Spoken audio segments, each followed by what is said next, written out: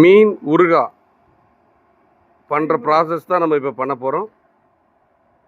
Madam ஒரு 25 ஆண்டு காலமாக தூத்துக்குடியிலேருந்து மீன் ஊறுகா பண்ணிக்கிட்டு இருக்காங்க.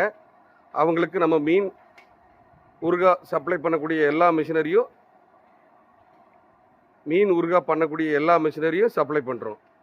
இனிஷியலாக முதல்ல மீனை வறுக்கிறாங்க. அந்த ப்ராசஸ் தான் இப்போ நடந்துக்கிட்டு இருக்கு. இது நல்லெண்ணெய்.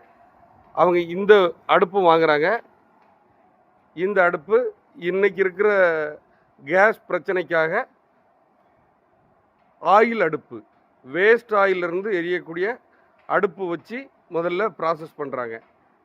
ஒவ்வொரு ப்ராசஸ் முடியவும் நான் அதோட வீடியோவை எடுத்து இதில் போடுறேன். இப்போ நம்மக்கிட்ட இருக்கிறது கிழங்கா மீன் ஊறுகா பண்ணுறோம்.